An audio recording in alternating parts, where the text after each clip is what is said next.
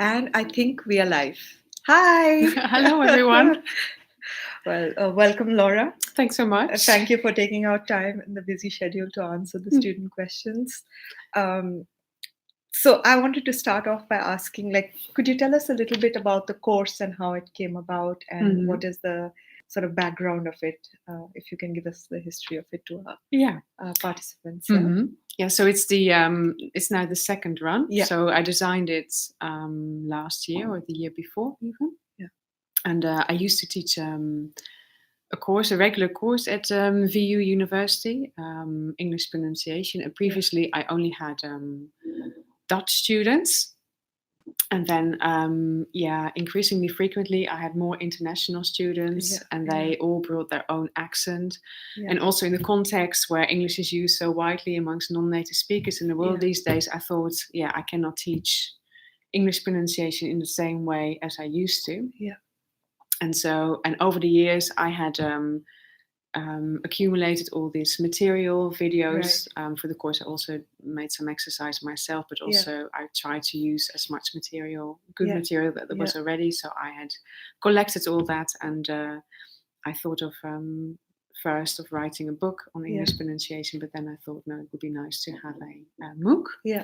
And also very much so because that is a way of actually participants interacting with one another. Yes. Yeah. Like they do when, or that's the idea, posting their accents on one of the Padlet walls. So actually, it also provided an opportunity, the MOOC, to for people to listen to different people speaking English from all over the world. Yeah. I find that aspect very fascinating because at least you see a wall full of accent and everybody sounds different. Yeah. It's quite fascinating when we observe that. Mm-hmm. But thank you for that.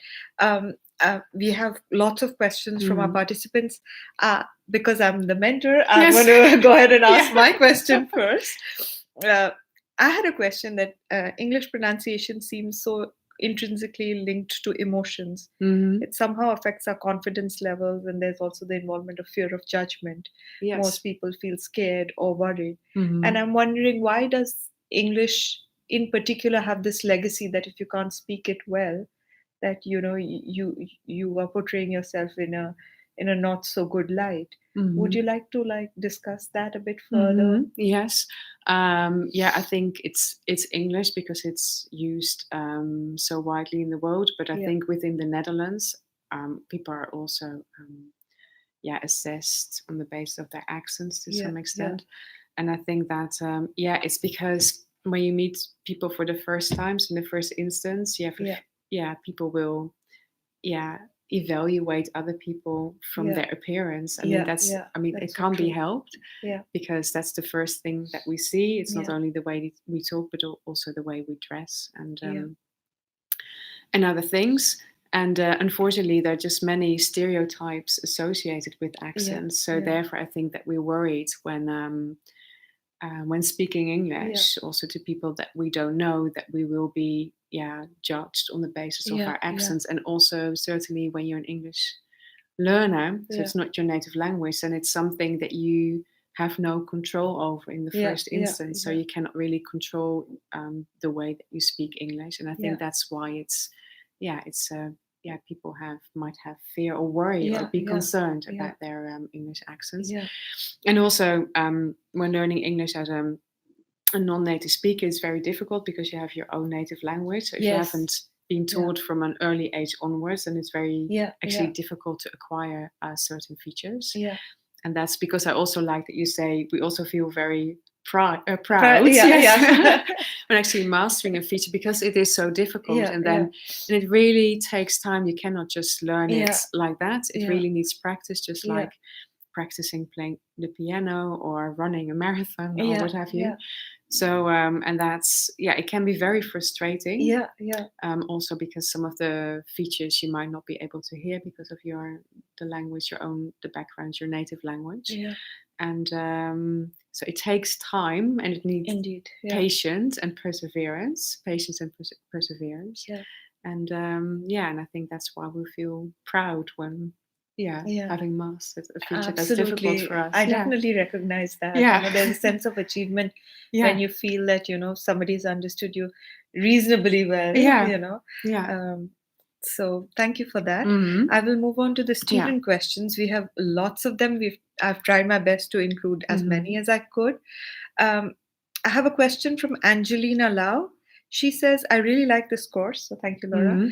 I have learned so much, but I'm beginning to doubt if I will ever be able to pronounce perfectly in a British accent. It is challenging when the mispronunciation of words is something that has become so much part of my own repertoire of the language. So basically, she feels intimidated, even scared, now that she knows better the concepts of pronunciation.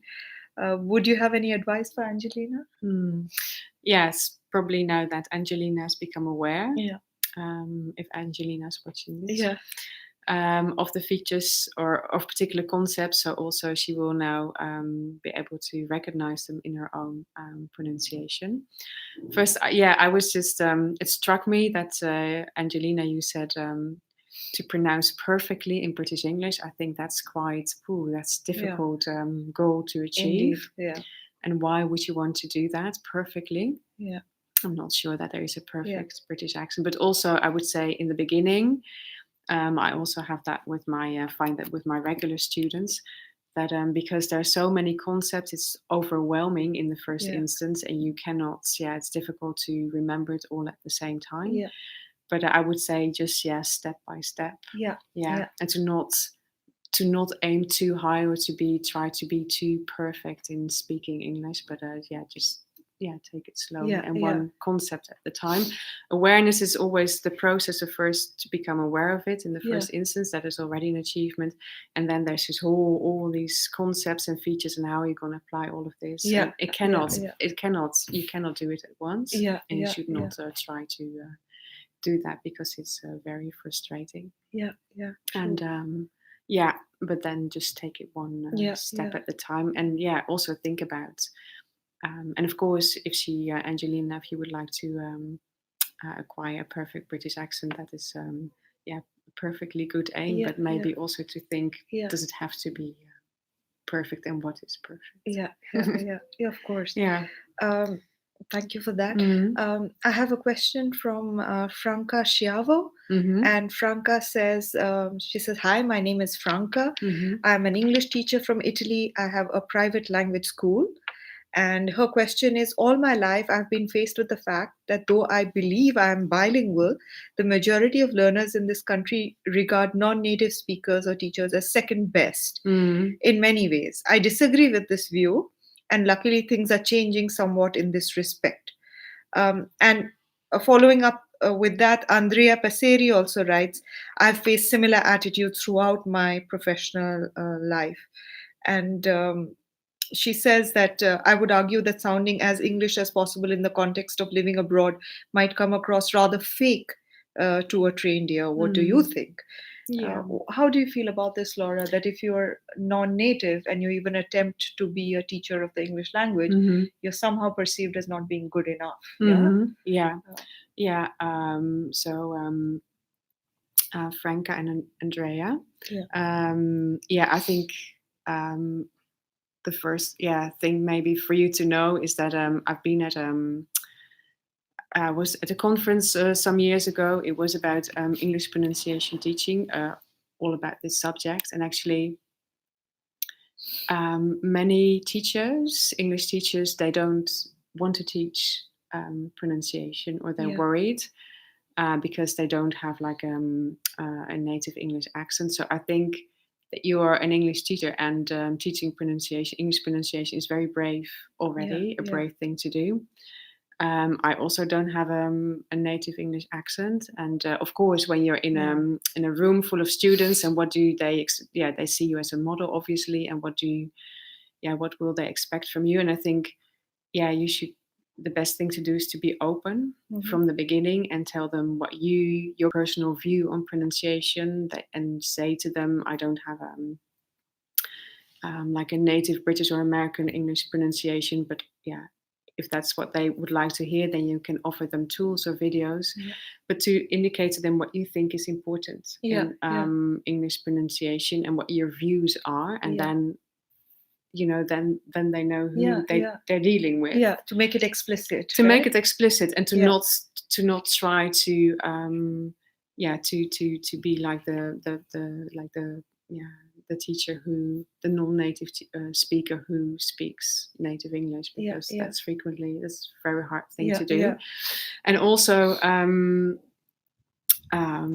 I think it's very brave, because I know that many teachers don't teach pronunciation, that they try to avoid it.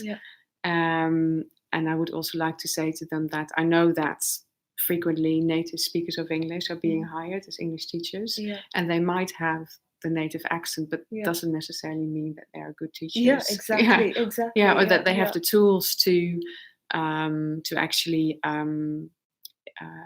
or the knowledge to develop pronunciation in their students.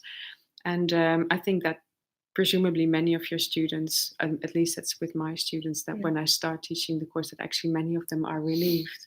Absolutely. Right? I definitely recognize that. It's far less intimidating and you have scary. You have to create a safe environment first, I think, where everybody feels appreciated and not being worried about having not a particular English accent. So I would agree with what they say. It is highly valued. That's certainly true. But that's what I would recommend. And I fully agree with some of the things they were saying. Thank you for that, Laura. The next question comes from Helen Limmer.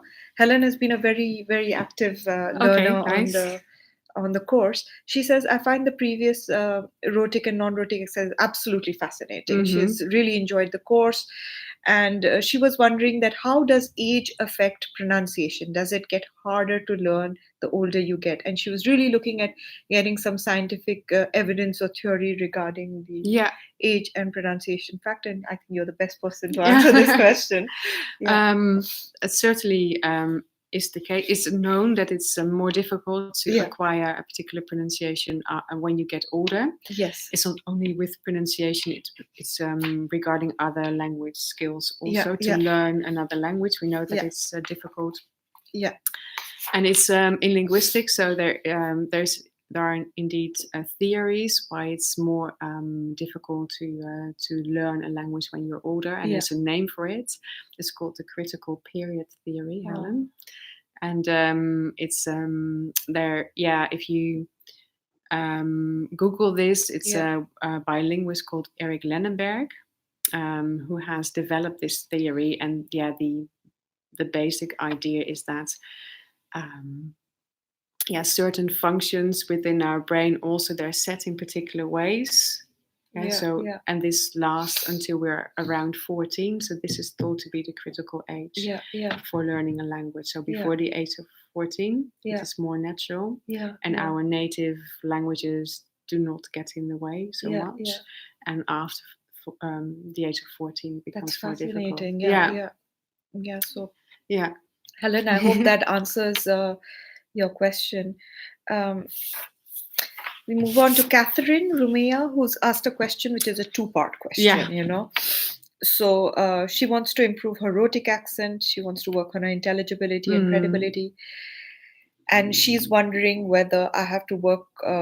I don't speak English every day. That's an information she's offered. And I'm not good with developing myself by myself. And she's wondering if she needs to study English grammar for the best pronunciation. Are those two things interlinked, and which one should have more weightage? Okay, so which is more should have priority? I think so. I think what she wants to say is, like, I guess when you are learning a language that's not your native language, you can focus on one given thing at any point in time. And I think what Catherine's looking for, to wonder, should I look at the grammar more, or should I look at pronunciation, and whether the two things impact each other? I actually find, I think it's a difficult question. It is. I think it's maybe how to what's the best way of learning, or the best approach. Maybe I just need more time to think about this. I think with the grammar, maybe you can separate the two by pronunciations of obviously more related to speaking than to writing. So maybe but still, like, I think that grammar does affect your credibility to some level. Like if you're making more mistakes while speaking, then I wonder whether that part will get affected. So it's a very tricky question. Yeah, I know from research that has been done is that it's been argued that so for speakers to be so they ask informants to listen to different speakers, and one so some having a particular pronunciation and some having like a, let's say, non-native grammar, and that generally it was found that speakers with a different kind of pronunciation were more difficult to understand than speakers who had whose pronunciation was fine but had a different kind of grammar. So that would suggest that pronunciation is important. But to say which one more. It's difficult. I think. Indeed. So Catherine, hopefully that throws some light on the topic. Maybe it doesn't give you one answer, but it just opens up the field a little bit for you to discover maybe personally what is your preference towards. Maybe one is easier for you than the other. And my instinct as somebody, a non-native speaker, would be to focus on what comes easier, just to get more sort of acclimatized to the topic.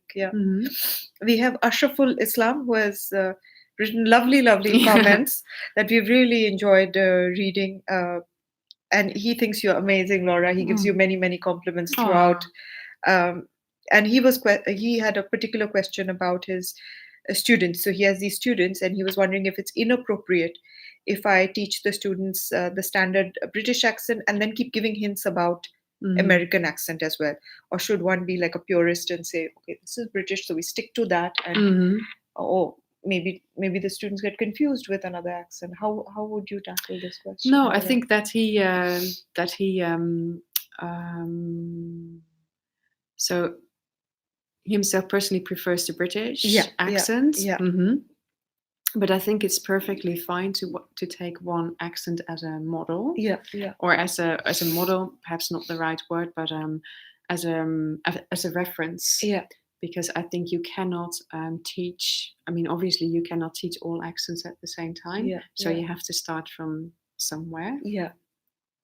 And also in my classes myself, so I start from, because I'm more used to British English than American English. If it would have been the other way around, I would have taken American English as a model. But I start from there, and then you can indeed from there point out differences or variation in relation to other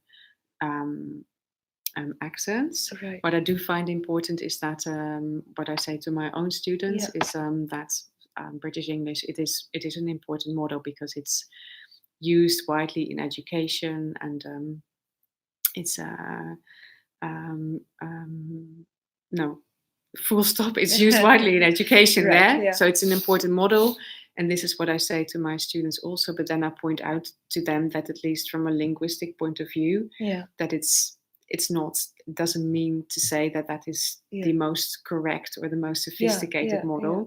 So I think that's important when you take one accent as a model to indicate or to demonstrate to the students that this doesn't mean that this is the best one there is. No, that should really help you, Ashraful, formulate what you would like to do. I mean, it also depends on your personal style, I feel like, how comfortable you are. We have Eduardo Morlan, who again has been a really active participant, has written wonderful things, and he's asked several questions which we have answered in the comment section, but he particularly asked that rheticity was a very important piece of information that has been overlooked in all the regular courses in the market, implying with this that they have a commercial rather than an academic approach. Thank you very much. Thank you, Laura, for making us familiar with this important part of the language. Again, and as a result of this, a course of phonetics would be a good idea in order to consolidate what we are learning here and to improve the way we communicate. So, of course, Eduardo has a lovely way of writing. He sends us lots of blessings. So I think he's trying to address. It's very sweet. He of course addresses a larger issue. Why is rheticity not so well known as a concept? And would you be willing to have more courses on Future Learn and expand the subject list right now? why it's not so well known. I also like the concept very much, because it's it's a feature that really divides English accents all over the world, but also helps us understand the way that people speak, because it's got such an historical background. And this is why I include it. And this is what I've tried to do in the course also, as much as I can, for people to understand. So to not only learn how things are being pronounced, features are being pronounced in different accents, but to also understand why that is the case. So for historical reasons, but also for reasons of transfer from your own native language. And why it's not covered in other courses, I think maybe in pure pronunciation courses, because the thing is that you cannot really be wrong, right? Regarding rhoticity, because there are native accents that are rhotic and there are native accents that are non-rhotic.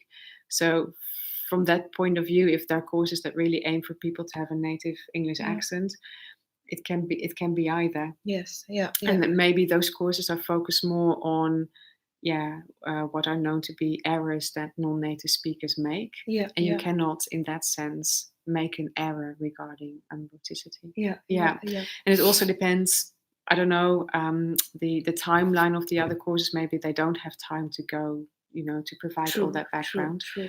But it's something that I enjoy myself very much. Also. Me too. It's fascinating as a topic. Eduardo has another question, and this question has a complaint also, Laura. Okay. So he says the most important and interesting, remarkable thing that I learned this week is the commitment of the educators, as well as the deep involvement focusing on a neglected topic, which is crucial and does not appear in textbooks.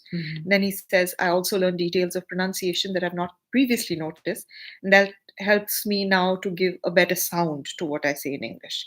So he's thanked all of us profusely, and he sends his very best wishes from Mexico City. And then there is the complaint. Laura, he says, this week was especially hard, Laura, because of the huge amount of topics to be covered. I hope that the course might be extended to 6 weeks in order to have a better balance of time and knowledge gotten. And then he says, thanks. And so Eduardo wants an expansion of subjects as well as an expansion in time. But I also noticed that he would really like to download all the audio files and everything. So he's been struggling with that and how to extend it. I did let him know that he could pay on the Future Learn platform and have access to it. But would you consider extending the course to 6 weeks? Would that be something?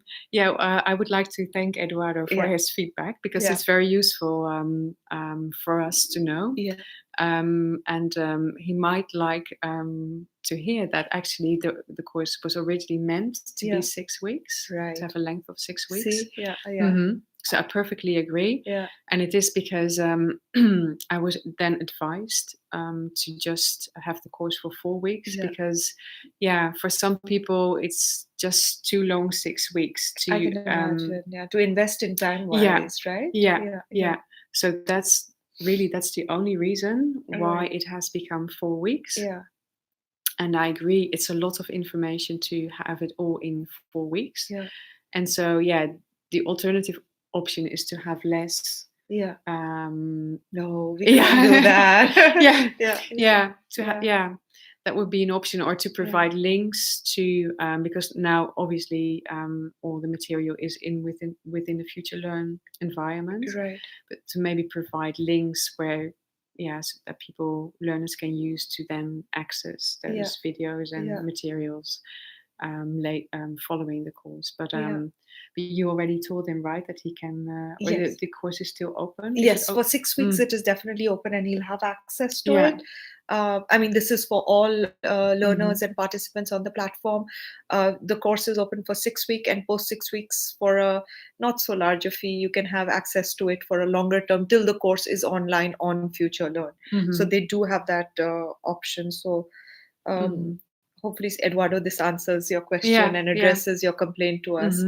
And the one last thing I would like to say about this is that I can perfectly understand, Eduardo, that I agree that it is a lot of material for 4 weeks, and that also hopefully I think that I hope that once the course has ended, that you can just there's not more, and then try to slowly process all the information. Maybe go through the week structurally. You could keep repeating the same thing again and again after the course is over as well, till you get the hang of it.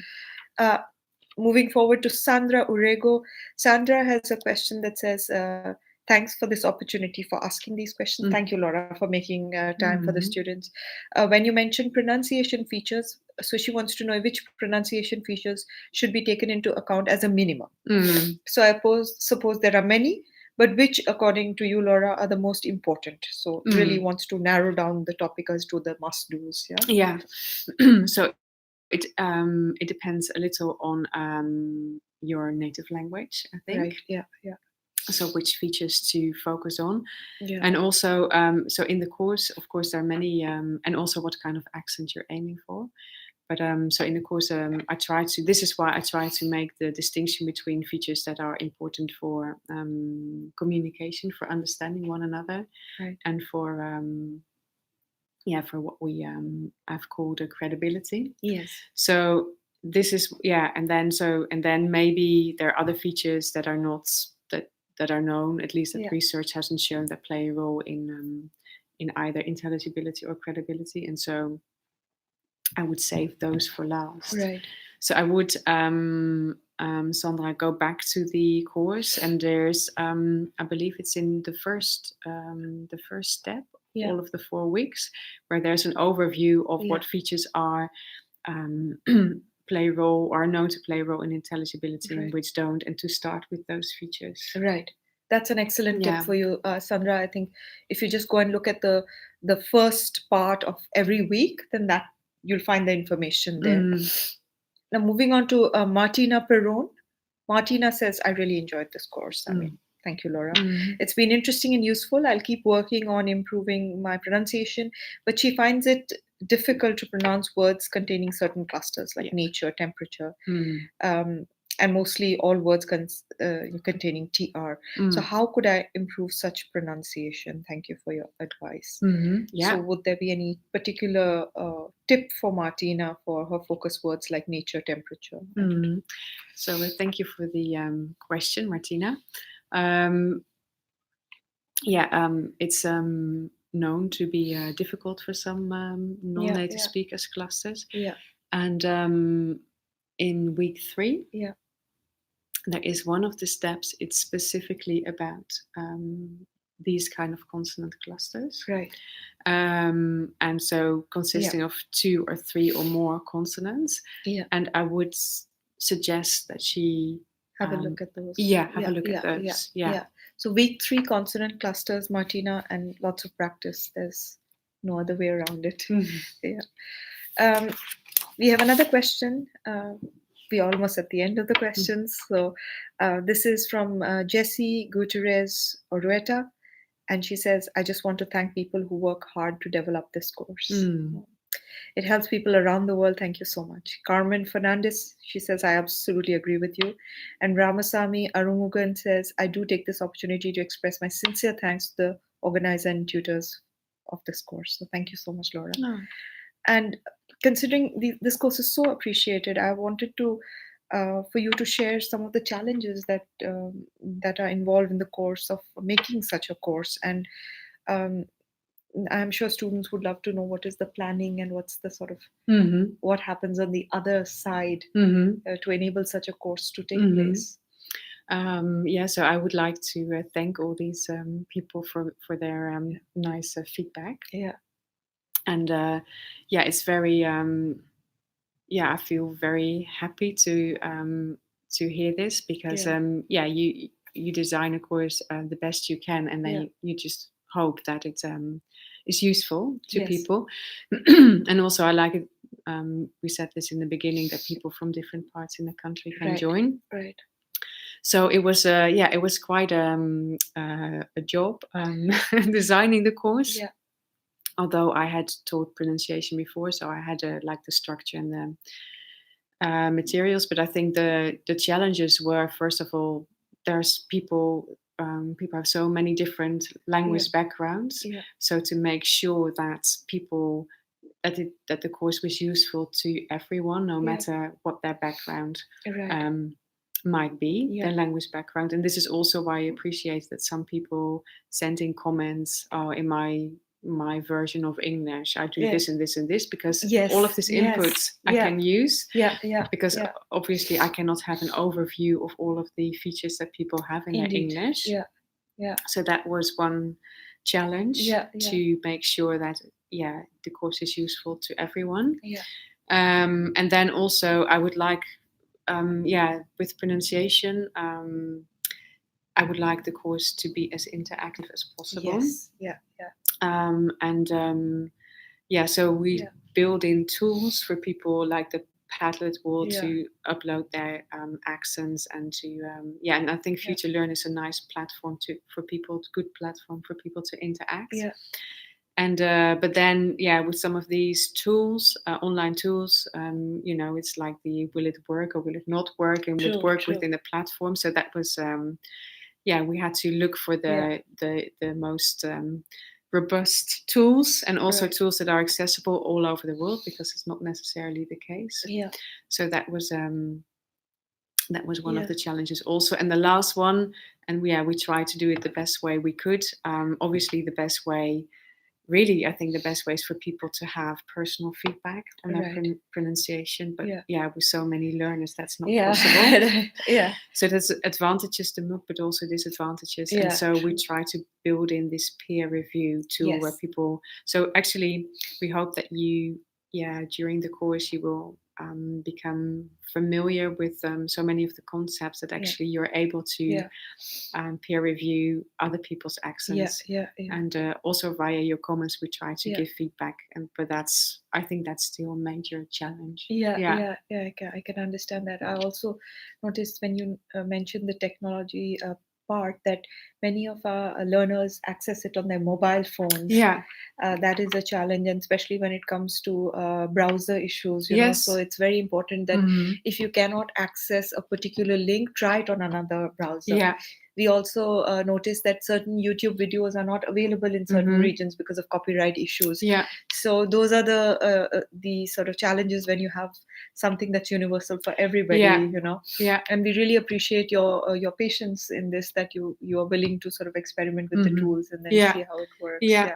And also to also give us feedback on this. And we had I have to say about the Future Lab platform also that a lot of the material that we first had in the course, they were from Future Learn. They said, because they're very good at this, to say no, it should be really accessible to everyone. And so we have also designed alternatives for people who cannot access some of the exercises. And with the YouTube videos, it's we will also try to replace those, but sometimes you're just looking for one particular feature, and then to try to find that in a video, it's sometimes difficult as it is. Imagine, You cannot find the same feature as so clearly expressed or demonstrated in another video, and that's why I then prefer to stick with the video that maybe not everyone can access now in the first instance, but as soon as I find, or maybe one of the learners finds a similar video that shows that feature. I greatly enjoy that when they learners, when you all send these sort of videos in which are correlated to what we are talking about. It's fascinating to watch those. So thank you for that. This is the last question, and I wanted to have something of a positive twist to it. And this is from Aka. And Aka says, this has been an exceptional course that exceeded all expectations. Quite often, courses are more like rituals, where participation is weak and course management is passive and course structure and process unambitious. But on this course, he writes, everything has been the opposite. Excellent and demanding course and methodology, active participants, and a particularly active facilitator and mentor, as me, who created in collaboration with participants around an active online community. Well, that's our job, which is an exceptional achievement. Thank you, Aka. Yes, thank you. It has been great to be part of this unusual learning process and community. Thank you to Vrije Universiteit and all of us. And to you, Laura. I mean, thank you. Thank you for enabling so many people across the world to have access to this. It's pretty incredible, right? So thank you for that. Would you like to share with us like a goodbye message? Because this is our final week with our learners, right? True. Yeah. So so I would like to say that I'm very I'm very touched, and it makes me very happy that that the course is useful to many people. Still, it's just it's a course that is on an online platform, and I think it's also very much the learners themselves who have made the course work, because if nobody is uploading anything or nobody's commenting, then it will be just a dead course. So I wanted to, as a goodbye message, I wanted to thank you, everyone, very much for being such great participants and interactive. And also, Amrita, I wanted to ask you, thank you. Yes, because I know that you have been facilitating and managing and looking after everyone, and that is it's really a skill or a gift. I think. Thank you. It really is a gift. It's a pleasure. It's an absolute pleasure. And therefore, everyone should also know that I have asked Amrita especially because I knew that she would be the best. Oh, yeah. Don't. And I think she is. And I hope that that everyone will. At least. So my final message: don't expect to be able to incorporate everything from the course. Yeah. Sorry, we have online. We are live, so we keep getting messages. Yeah. Sorry. And so that I hope that you will also following this course, so that you can still use the tools to develop your accent. Right. And the next run will be in the spring of next year. So if you want to join in again, you're very welcome to join us again on another adventure. Yeah, absolutely. Yeah. Well, thank you for joining us today on the live session. We hope that you found it useful. We welcome you to the next session. Thank you, Laura. And we would like to say goodbye to you now. Yeah, goodbye, everyone. Bye.